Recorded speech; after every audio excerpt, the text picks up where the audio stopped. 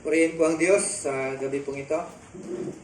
Last time po ay pinag-usapan po natin about eternity in Psalms 23. At nakita po natin na lahat po tayo doon bilang isang mananampalataya ay doon po tayo patungo as God's promises as the scriptures written. No? Kaya in Psalms 23, it was written for the believers, no? Hindi po ito para sa mga unbeliever, kundi para sa mga believers na katulad po natin. Kaya gusto ko pong balikan at tignan po natin kung ano po ang sinasabi ulit ng Psalms 23 because ito po yung between Psalms 22 and 24 there is a sandwich, no? Ng Psalms 23, right? Na 22 and 24, ibig sabihin, yung gitna ay Psalms 23. Right? Basahin po natin kung ano po ang sinasabi po ng Psalms 23 verse 1 hanggang verse 6. At alam ko po na ito po ay kabisado nyo po sapagkat ito po ay very known. No? Kilala po ito. Lahat po ito ay ginagamit. Right? Lalo na po sa funeral services ay ginagamit po ito. Pero hindi po ito para sa kanila, kundi ito para sa mga mananampalataya. Right? Basahin po natin. Verse 1 in Psalms 23, The Lord is my shepherd, I shall not want. He maketh me lie down in green pastures. He leadeth me beside the still waters. He restoreth my soul. He leadeth me in the paths of righteousness for his name's sake. Yea, though I walk through the valley of the shadow of death, I will fear no evil, for thou art with me. Thy rod and thy staff, they comfort me. Thou preparest a table before me in the presence of mine enemies. Thou anointest my head with oil, and my cup runneth over. Surely goodness and mercy shall follow me all the days of my life, and I dwell in the house of the Lord forever. Tayo po'y manalangin. Salamat po Diyos sa salita mo kung saan ito po yung aming pinangahawakan na pangako mo Diyos sapagkat bilang mga anak mo, bilang mga mananampalataya ay tiniyak mo po Panginoon kung ano po ang patutunguhan po namin. Kaya sa gabi po ito Diyos, muli po namin nililimos ang banal na Espiritu na siyang magtuturo sa amin, magpapaliwanag at ganoon din po ang kapangyarihan po ng iyong salita upang may pamuhay at may lakad po namin sa araw-araw. Salamat po Diyos sa inyong mga anak. Pagpalaan po ng higit lalo na po sa spiritual, higit sa lahat ay ang financial o material na bagay. O Diyos, muli po namin nililimos, pagpalaan mo rin po ang mga kapatid po namin na hindi na po namin nakakasama, kaya na po bahala sa kanila. At muli o Diyos, patawad sa paming dalangin sa pangalan ko ni Jesus. Amen! Right. Kaya nga kanina, ang sinabi ko po yung Psalms 22 at 24 ay napakamahalaga po ito na piyesa about the poetry, no? Hebrew poetry. Okay? Why? Because in Psalms 22, makikita po natin dito about the picture of Lord Jesus Christ as good shepherd. No? In Psalms 22, kung pag-aaralan mo ay makikita mo po na napakabuting pastol ang ating Panginoon in Psalms 22. Right? At makikita din po natin, this is a prophecy. Okay, propesya po ito sa crucifixion po ng ating Panginoon. Okay? In Psalms 24, sabi ko nga, nagkaroon ng sandwich. Right? In Psalms 24 ay pinapakita rin po dito ang ating Panginoon na siya yung pinaka-chief shepherd. Right? Tandaan po natin, dito sa Psalms 22, good shepherd po siya. In Psalms 24, siya po yung pinaka-chief, no? So, ibig sabihin, is pictured as a coming. No? In Psalms 24 ay pinapakita po doon na darating ang ating Panginoon, a king, coming with power and glory. Right? In Psalms 23, ito yung sinandwich nga yung Psalms 23. Kaya nga, sabi ko kanina, it is the most well-known. At ito po ay talagang niyayakap, minamahal ng tao itong verse 23. Right? At dito natin makikita in Psalms 23 ay tinatawag na great shepherd. Right? And 22, makikita po natin good shepherd. Right? In Psalms 23, it is a great shepherd. In Psalms 24, is a chief shepherd. Kaya makikita po natin. Now, in Psalms 22, again, balikan po natin, it speak about the death, okay, ng ating Panginoon for our sin. Bilang mga makasalanan, ay pinipicture po dito na ang ating Panginoon, ang ating tagapagligtas. Ibig sabihin, yung kanyang kamatayan, ito yung event kung saan ay nagkaroon po tayo ng posibleng kaligtasan. Di ba? Dahil sa kanyang kamatayan, ay nagkaroon po tayo ng kaligtasan. In Psalms 24, it pictures about the end of the ages. Yung kanyang pagbabalik, yung kanyang kamatayan, at ang kanyang pagbabalik bilang king. Right? In Psalms 24. So, ibig sabihin, he will reign as a king. Right? So, dito, makikita po natin, okay, ang in Psalms 23, yun yung pag-aaralan po natin. Pinapakita ko lang yung sequence ng tatlong verses pong ito. No? Kung baga sa sigurado na po tayo in Psalms 22 yung ating kaligtasan. Right? At sa Psalms 24, alam natin na babalik ang Panginoon, babalikan po tayo. But in Psalms 23, ito na ngayon yung buhay po natin. It will come to play. No? Yung buhay po natin kung paano tatakbo. Okay? Kaya nga, napakamahalaga po yung verses, yung 6 verses mo ng Psalms 23. Napakahalaga po sa isang mananampalataya. Kaya dito, makikita po natin kung ano po yung mga sinasabi po ni David. Dahil siya mismo, naranasan po niya. As we study the book of Psalms. Right? Kaya nga, sa ating introduction, makikita po natin, hindi lamang po Psalms of encouragement, kundi nandito po lahat ng mga kailangan po natin. Okay? Kaya bilang mga mananampalataya, tignan po natin. Okay? Kung ano po ang sinasabi po ni David about God's as a shepherd. No? In verse 1 ay makikita po natin, no? Tinawag po siyang nilipad. No? Nilipad ng hangin. Okay? Ang sabi po dito, the Lord. What is the Lord? Ano ang ibig sabihin po nito? No? In verse 1. Okay? Bakit tinawag po siyang Lord? Bakit tinawag po ni David? Bakit ipinangalanan sa kanya the Lord? Alam niyo ba ibig sabihin ng the Lord? Siya po yung the great I am. Right? Siya po yung the great I am. It is the God of creation. Siya yung lumikha ng lahat ng bagay from nothing. No? From nothing to everything, siya po ang gumawa po noon. At hindi lamang po yun. Is the God of your salvation. Okay? Is the God of eternity. Is the one and only God. See? Kung pagtawag ng kala natin, the Lord, simple lang, pero hindi. Yung parang ibig sabihin po noon. Yung pagtawag ni David ng the Lord. So, ibig sabihin, it is a calm. No? Ibig sabihin, isa pong pampakalma. Yung pagtawag na lang sa pangalan ng ating Panginoon. Okay? Right? Yun po yung Diyos po natin. Pero sometimes, ang pagtawag po ng tao sa Diyos, parang baliwala lang, no? Parang tulad lang sa isang bagay, sa isang tao ang kanyang pangalan. Okay? Pero bilang mga mananampalataya, alam po natin kung sino po yung tinatawag po natin. Okay? Kung gaano kahalaga ang kanyang pangalan. Right? Kung paano, bakit isinulat po dito. Balikan po natin. No? Yung pagkasulat po nito. No? It is a capital. No? Hindi ito basta-basta na tinawag na siya po ay Panginoon. Right? So, makikita po natin kung paano si David, alam niya kung sino po yung tinatawag po niya.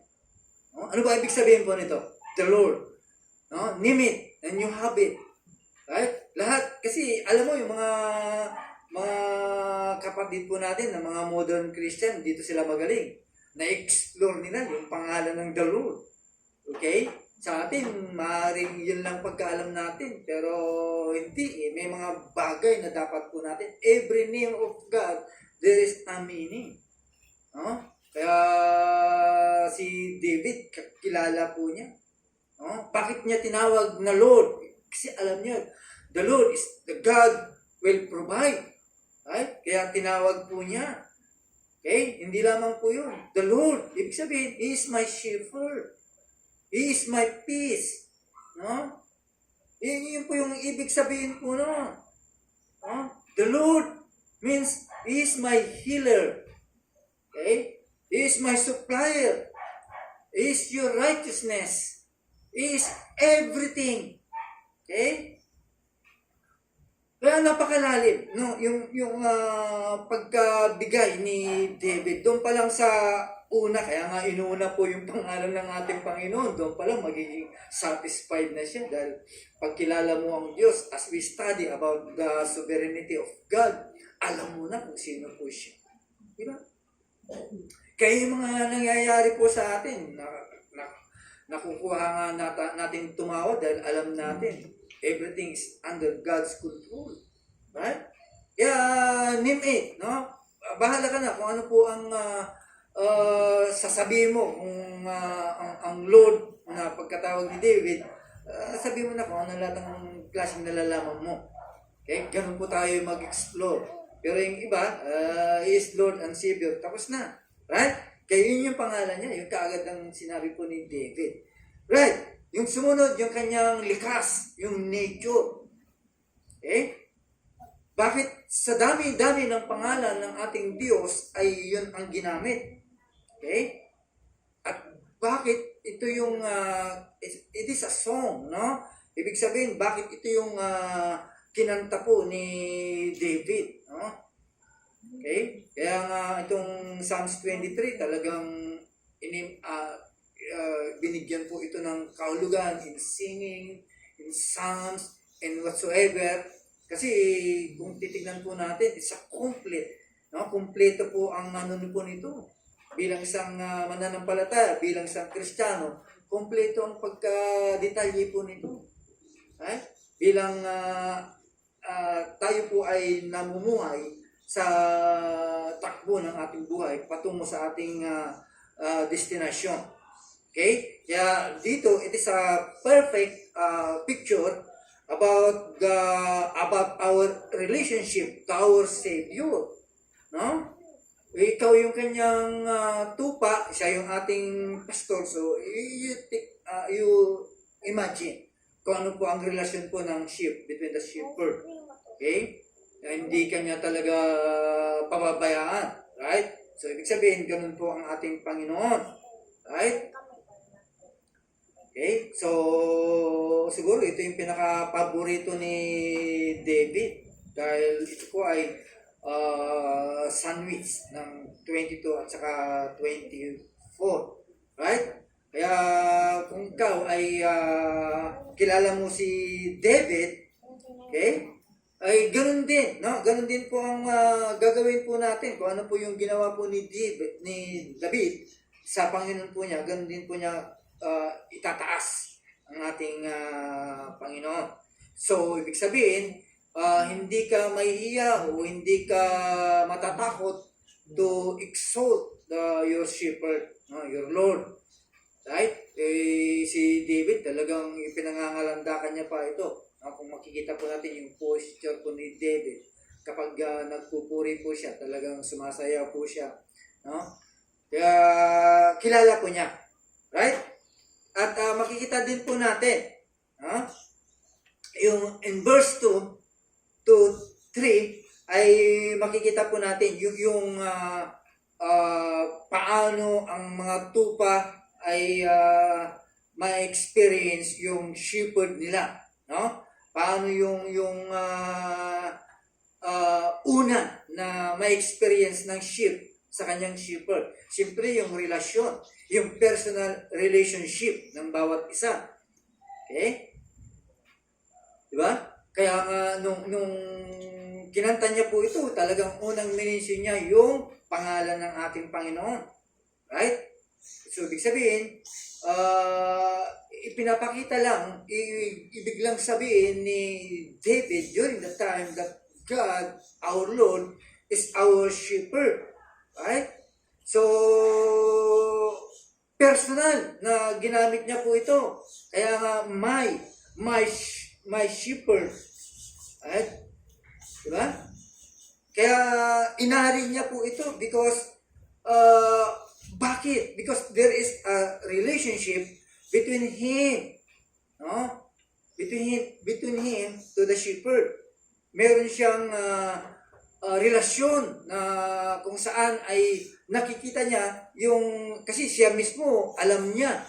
Okay, dahil shepherd din po siya ng mga sheep, ng mga alaga po niya. Kaya alam niya yung relasyon ng between yung dalawa. Kaya pati siya ay iginaya niya yung relasyon niya sa kanyang Diyos. Okay? Hindi niya sinabing the Lord is a shepherd, kundi the Lord is my shepherd. The Lord is our shepherd. Hindi niya sinabing the Lord is your shepherd, kundi the Lord is our shepherd. Okay? So, ibig sabihin, nakikita po natin yung relasyon na namamagitan. Okay? Yung relasyon ng bawat isa. Right? Yun po yung na-experience po ni David about the relationship. At hindi lamang po yun. It is a precious relationship. Napakahalaga po ang relasyon ng sheep between the shepherd. Okay? Ibig sabihin, it is the result of a personal relationship. That's why he is confident. Diba? Kapag yung relasyon po ninyo talagang intact po yan, confident ka, sigurado ka. Di ba? Kapag ang relasyon po ninyo, halimbawa sa asawa mo at sigurado at walang dungis ng pag-aalinlangan, you are confident. Di ba? You are confident. That's why si David is a confident to his shepherd. Okay? Kaya wala siyang pakundangan na sasabihin na I shall not want. Wala na akong pangangailangan. Imagine. Una, dinitalye niya kung sino yung Diyos. Kung sino yung Lord na sinasabi niya. Okay? Kapag nakita mo kung sino ang Diyos, ibig sabihin, hindi ka na mangangailangan.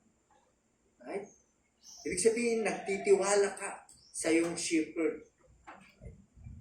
Yun po yung sinabi po ni David. Hindi na siya mangangailangan. Ibig sabihin, hindi na siya maghahanap pa ng mga bagay na ibinibigay ng mga nasa labas o ng sanlibutan, kundi sufficient po siya sa pangangailangan na ibinibigay po ng Diyos sa kanya. Okay? Yun po yung relasyon na meron po siya. Okay? Ibig sabihin, the great shepherd is always provides yung lahat ng kanyang mga pangangailangan.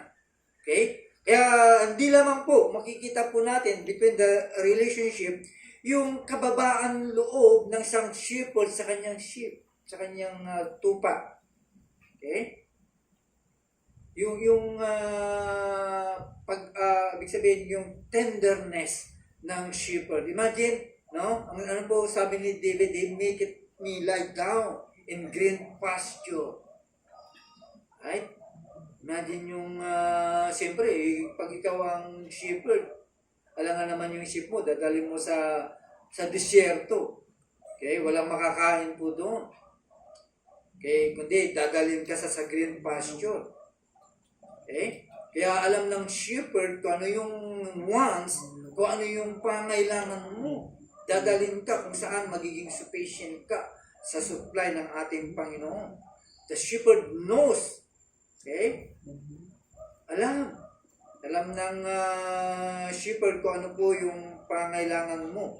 Ngayon, kung hindi ka niya sheep, o hindi ka niya tupa, o maaaring tawag nito, kambing ka, ipapakain sa iyo yung mga latak-latak lang, yung mga weeds, yung mga damo. Pero sa iyo, hindi special. Right? O yung mga trash, yung mga talagang inaayawan kapag ikaw ay kambing. Pero tandaan po natin, bilang sheep, dadalin ka kung saan ay perfect place. It is the green grass. No? Yung kadadalhin. Imagine yung pagkakilala ni David sa kanyang Panginoon. Right? Kaya nga niya nasulat po ito. Tandaan po natin mga kapatid, ito po yung ating tinatahak. Okay? So, ibig sabihin, nakikita po natin na kumpleto po ang Panginoon bago kanya dalhin. Bago kanya iligtas, bago kanya ilagay po dito, kumpleto. Okay? Bago ka pumunta sa destination mo, andun pa rin ang Panginoon. Okay? Kaya, ano po ang gagawin po natin? Okay? At alam ng Lord kung saan niya ilalagak ang kanyang mga sheep. Okay? Alam niya kung saan niya dadalhin. Hindi kanya dadalhin kung saan ikaw ay magugutom o magiging magiging drunk ka. No? Magiging empty ka. Right? So, makikita po natin, dito, it is a picture, no? Sa kanyang mga mananampalataya, sa kanyang mga anak, it is a picture of what the Lord Jesus Christ does. Okay? Yun po yung gagawin po niya sa bawat mananampalataya. Okay? Alam niya na lahat po tayo mayroong pangailangan. He provides, okay, the best for you. He provides. No? Lahat po yun ay kasama po sa buhay po natin. At hindi lamang po yun, no? Ay hindi lang yung provide sa inyong pangangailangan, kundi give you rest. Diba? Yun naman talaga yung nararapat para sa mga sheep po niya. Hindi lamang po yun. He leads us, okay, into the green pasture of His Word. Kala nyo, green pasture, yung mga damuhan. Pero hindi. Ang totoong green pasture, yung kanyang salita. Right? Okay? Yung kanyang salita, dahil yan po yung pagkain ng iyong kaluluwa. Yun yung pagkain po ng ating kaluluwa, ang kanyang salita. Doon kanya dadalhin kung saan ay magiging sufficient ka. Okay? Doon kanya dadalhin kung saan ay maging ganap. Right? And another, yung pagiging tapat ng shepherd, yung magiging tapat sa kanyang mananampalataya. Okay? Ano sabi po doon? The shepherd leads his sheep beside the still waters.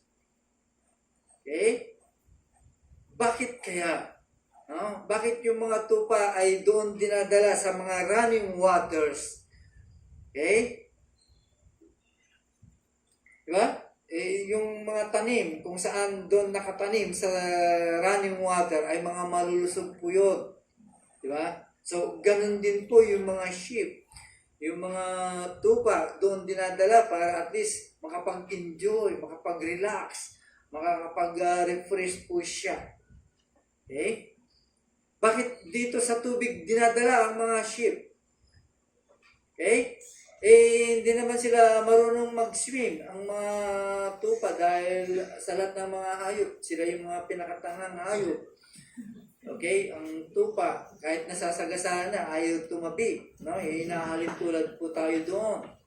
Kahit nasa panganib, ay ayaw pa rin tumabi, kundi naghihintay pa ng guide, ng shepherd. Okay? So, ibig sabihin, kaya tayo dinadala po doon para magiging kampante ka, magiging sufficient ka. Right? Yun po yung picture po nun. Kaya tayo dinadala sa water. Okay? At alam naman po natin na yung mga sheep, yung totoong talagang tupa ay takot po sila doon sa running water. Takot mga yan. Kaya nga napakaduwag ang mga yan eh. Right? Napakaduwag ang mga sheep po yan. Pero ganun pa man, ay dinadala din pa tayo doon. Ibig sabihin, ito yung the best for you. Okay? Huwag nang sa sanlibutan, huwag ka nang pumunta doon. Okay? Kung saan nililig tayo ng Lord, ay doon po tayo pumunta. Doon kung saan kalmado ang lahat. Okay? Imagine yung, kung ipipicture po natin, yung running water, it's a calm. No? Ibig sabihin, dyan ka, sa lugar yan. No? Kalmado po yan. Okay? Kaya alam din po ng ating great shepherd, we need this, the cool waters of His grace. No? Biyaya ng Diyos po yun. Ibig sabihin, grace niya po yun. Okay? At kailangan din po natin lahat po yun. Kailangan po natin magpahinga. Kung saan ay makakapagpahinga at makakapag-reflect po tayo upon His blessings. Diba?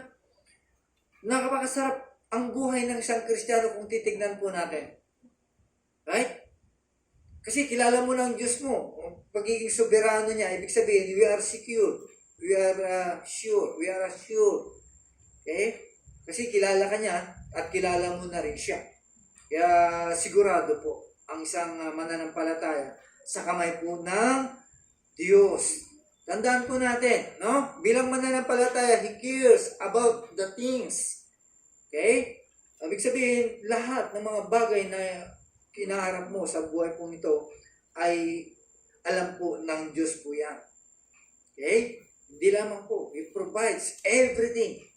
Pamamahinga, kapayapaan, safe, lahat po yun. Pinaprovide po ng ating Panginoon. Okay? For you and for me. Lahat po yun ay prinubide, no? Ng Diyos. Right. So, in verse 3, hindi lamang po yung relasyon, kundi it is a profound relationship ang na-experience po ng sheep sa kanyang shepherd. As we, no? Bilang mga Kristiyano, ay ganoon din po tayo. Tandaan po natin, a good shepherd provides life. No? A good shepherd provides life. Okay? Ibig sabihin, siya ang nagbibigay buhay. Kaya ang kanya binigyan ng heavenly life. Di ba? Dati, buhay mo, buhay lang kung saan mapunta. Kung mamatay ka, pero hindi. Ngayon, binigyan ka ng buhay na makalangit. Ibig sabihin, kapag namatay ka, sa langit ang patutungo mo. Okay? Kahit sabihin mong iba-iba ang direksyon ng buhay mo noon, pero ngayon ay isang direksyon na lang buhay mo. Okay? Binigyan ka ng panibagong buhay. Okay? At mismo ang buhay niya ang itinaya para sa iyo, para magkaroon ka ng buhay. Right? So, ibig sabihin, yung human shepherd, no? Kung ipipicture po natin, lahat ng kailangan ng kanyang tupa ay ipinoprovide niya po ito para ma-maintain lang ang buhay ng sheep. Kasi pag hindi niya pinakain, mamamatay po yan. So, ganun din po ang Kristiyano. Ganun din po ang kanyang mga anak. Mamamatay ka kapag hindi po minintain yung buhay na ibinibigay po sa iyo. No? So, ibig sabihin, bahala ang Diyos sa iyo. Okay? Di ba? Nung nilikha niya po si Adan saka si Eva, bago niya nilikha, nakasit-up na lahat. Okay? Lahat. Wala na siyang, ibig sabihin, walang kulang. So, ganun din po ang mga Kristiyano. Okay? Kaya lang, it depends your faith. No? Nakadepende po yun sa ating pananampalataya kung ito po ay paniniwalaan po natin. No? The fact is, alam na po natin kung gaano kayaman po ang Diyos po natin. Okay? So, bilang sheep, sagot niya lahat. Diba? Sagot po ng Diyos ang lahat ng bagay para sa iyo. Okay? Kasi hindi pa pwedeng niya pababayaan. Kaya nga, nag-establish po siya ng sheep between shepherd.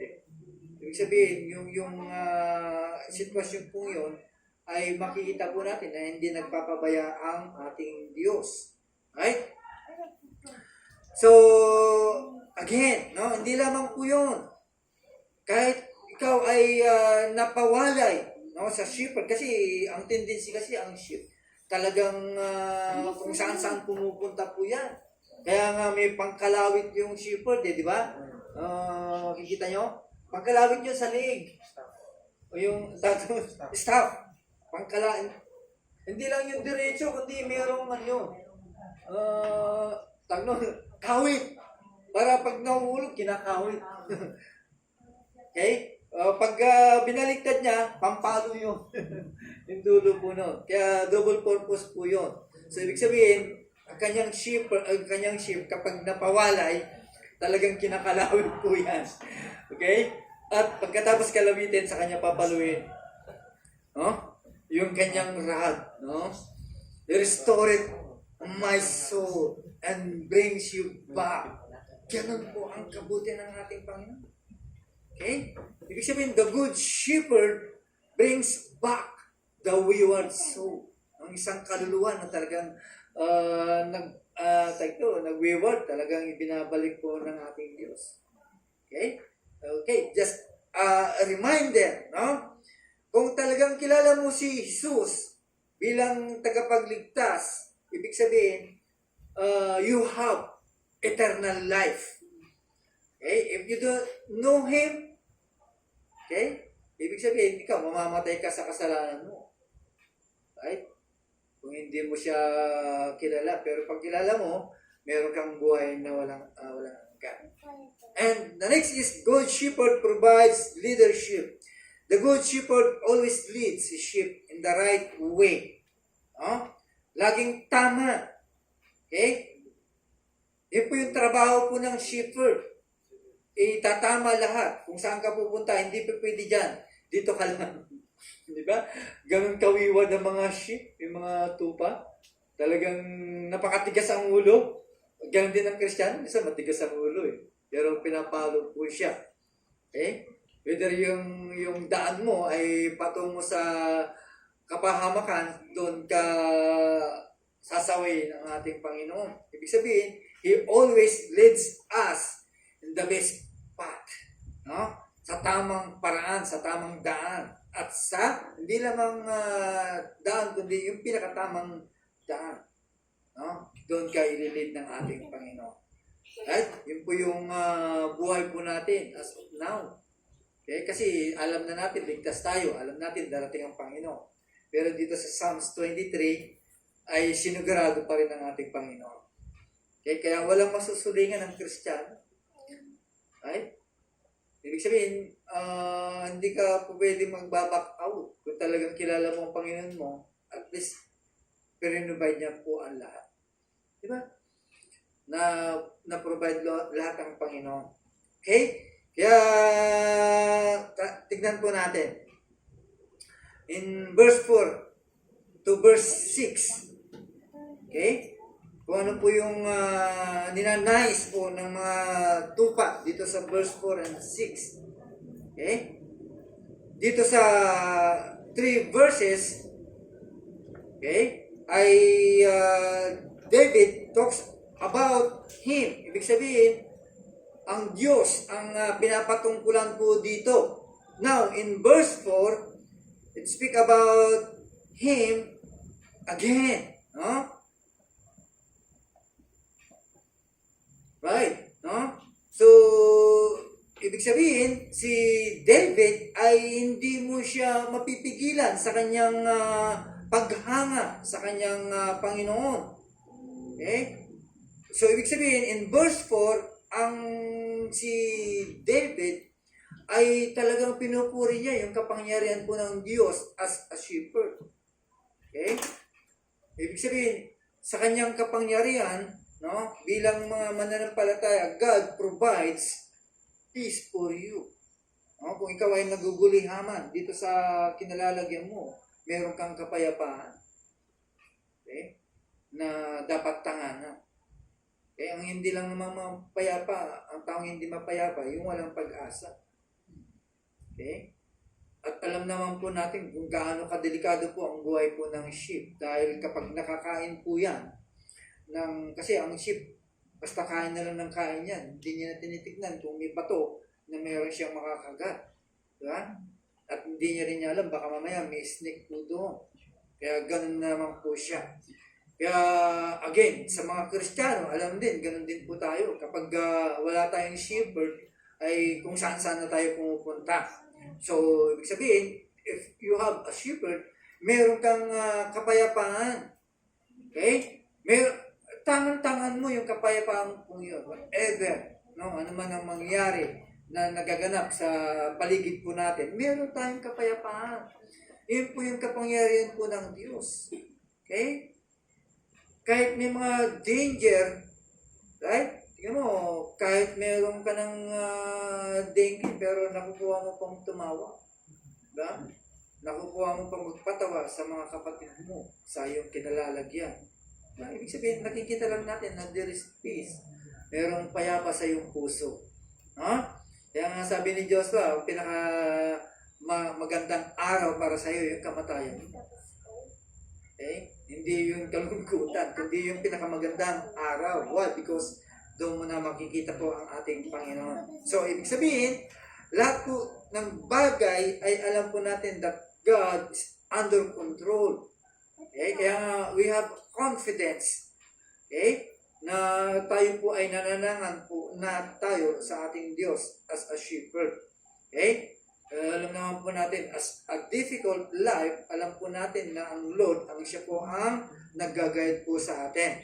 Even a dangerous place, at times, ay nandyan pa rin po ang ating Panginoon. If we know that Jesus is your great shepherd, okay, at alam mo na ikaw ay pinangungunahan ka, at alam din po natin that He is in absolute control sa ating mga tinatahak sa buhay, ibig sabihin, we can pass through, no? Even the shadow of death. Right? Kahit sabihin mong mabato yung bagay na yan, alam po natin na kasama po natin ang Panginoon. Ibig sabihin, there's a shadow of peace and security in our life. Okay? Meron kang kasiguruhan. Meron tayong security sa buhay po natin. Number 2, in His power, He provides His presence. Okay? Ibig sabihin, the presence of the good shepherd with us, with His sheep, ay makikita po natin. No? Yung kanyang pagiging leader sa atin bilang mga sheep niya, yung kanyang presensya in every time. Di ba? Alam naman po natin na ang presensya po ng Panginoon ay laging nakasunod po sa iyo. Okay? Alam po natin po yun.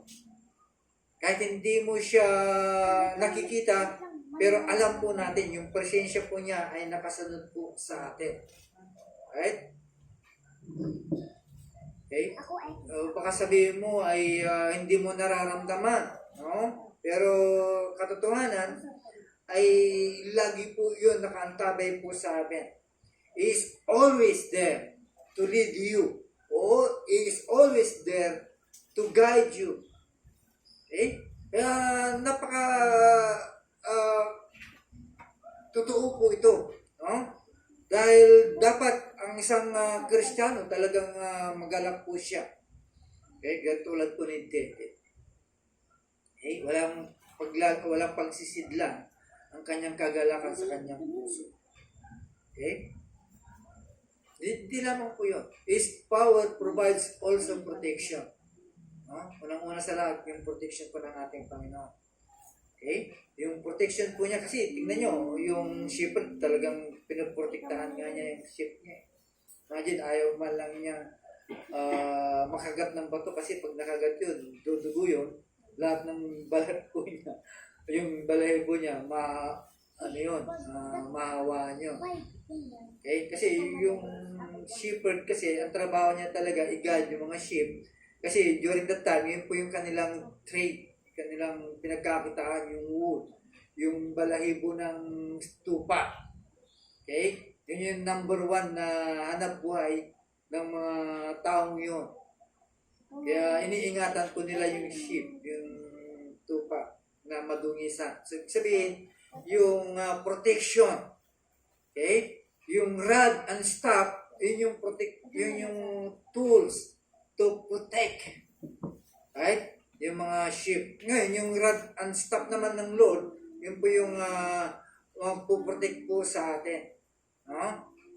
Yun po yung mag-aalaga po sa atin. Okay? Para hindi po tayo mapahama. Ganun po galing ang ating Panginoon para sa kanyang mga tupa, para sa kanyang mga mananampalataya. Right, so makikita po natin, hindi lamang po yun, no? Yung provision po ng ating Panginoon, hindi lamang po provision sa lahat ng bagay, kundi yung kapahinga mo. No? Kasi napapagod din po yung mga tupa sa kalalakad, sa kahanap. Okay? So, ganun din po ang mga mananampalataya. Okay? Napapagod din po yun. So, ang Lord ay nagpo-provide din po ng kapahinga. Lalo na yung kaluluwa mo. No? Pagod lagi na pakikibaka sa kaaway. Kaya binibigyan po ng kapahingaan ang kaluluwa ng mga mananampalataya. Okay? He provides rest for the weary soul. Okay? Nagpo-provide ang Panginoon ng kapahinga. Hindi lamang po yun. It provides remedies. No? Ibig sabihin, kahit may problema ka, right? Mayroong provision po ang Panginoon. Kompleto. No? Kompleto po ang provision po ng Lord sa buhay po ng mananampalataya. Okay? Hindi niya talaga pababayaan. Isa ka sa hindi niya pinababayaan. At hindi lamang po yun. No? Si David, bagamat kilala po niya ang kanyang shepherd, ay makikita po natin how David rejoiced. No? Ang makikita po natin sa Psalms na sinulat niya, puro rejoicing. Kaya kilala po niya. Okay? Kilala po niya kung paano ang kanyang shepherd ay kumilos sa kanyang buhay. That's why he rejoiced. No? Tayo ba ay nagre-rejoice sa mga bagay na ginagawa ng ating Panginoon? O baka puro tayo reklamo naman? Okay? There's sometimes na nagre-reklamo po tayo. Pero tandaan po natin. Okay? Ay para sa iyo lahat ng kabutihan. Right? And hindi lamang po yun. Yung in verse 6, yung promises ng shepherd. Okay? Yung pangako that there is a help for today. Tandaan po natin, yung ating paglalakbay bilang mga Kristiyano ay nakakapagod. Pero there is a promises of help. Merong pangako na ibibigay sa ating Panginoon. Ano sabi po ng verse 6 ng ating Psalms 23? Pakibasa, Brother Joshua.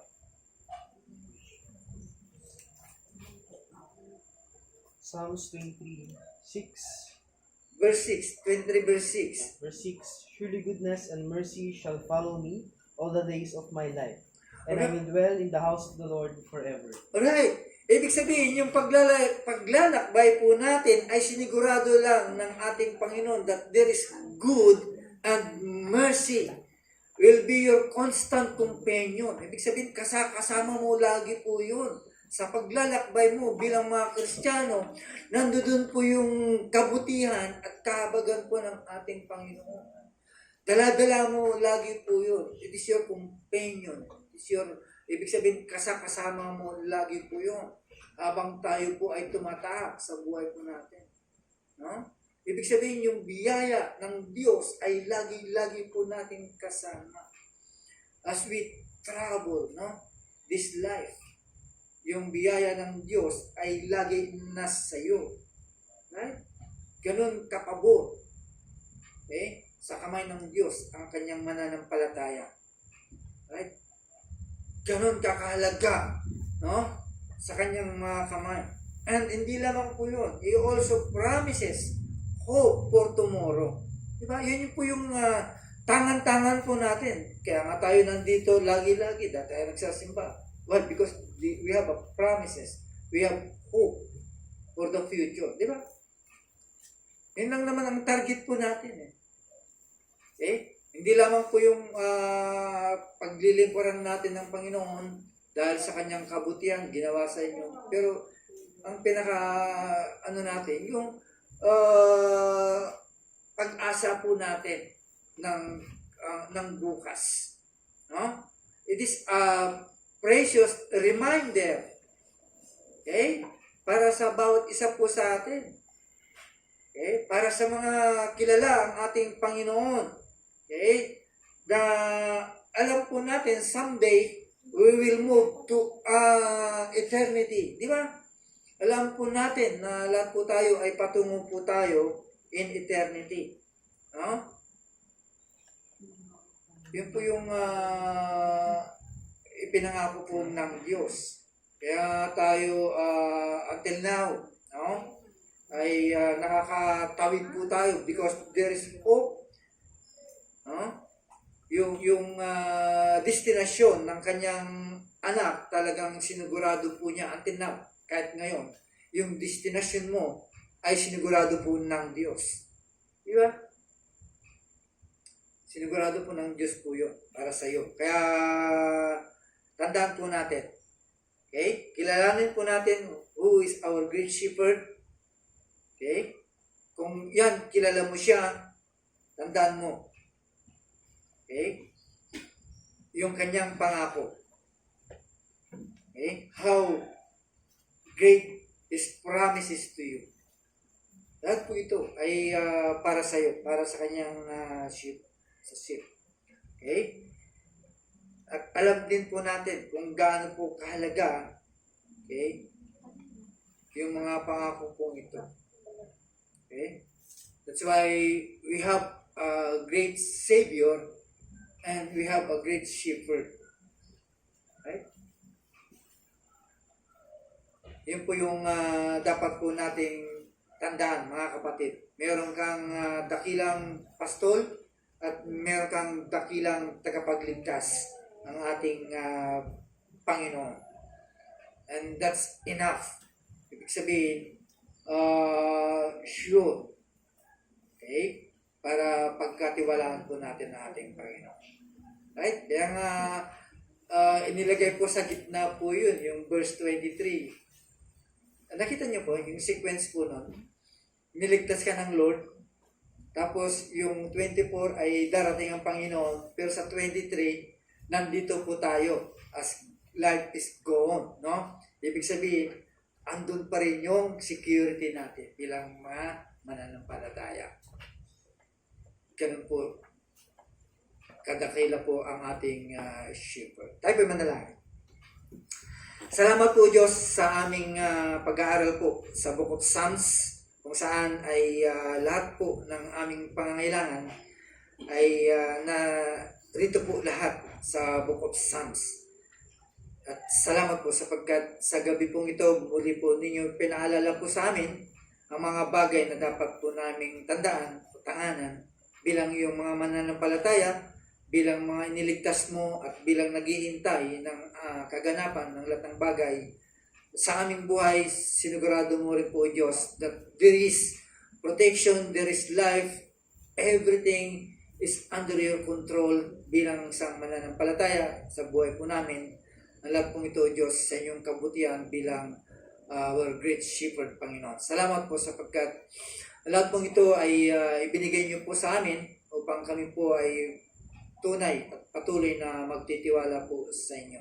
Salamat po sapagkat sinecure niyo po o Diyos pati ang aming kinabukasan at maging sa buhay po namin bilang mga manlalakbay, bilang patungo po sa glory kung saan ay ibinigay po ninyo sa inyong mga anak.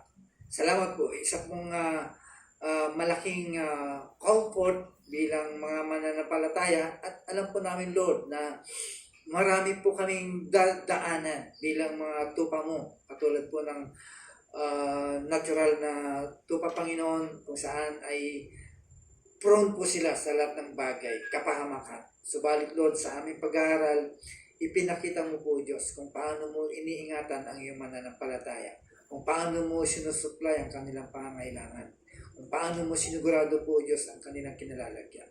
Kaya wala pong mapagsisidlan ng pasasalamat sa puso po namin sa gabi pong ito sa inyong kaputihan. Maraming salamat po. Ito pa aming dalangin sa pangalan po ni Jesus. Amen. Right, so today is our Lord's Supper. Okay?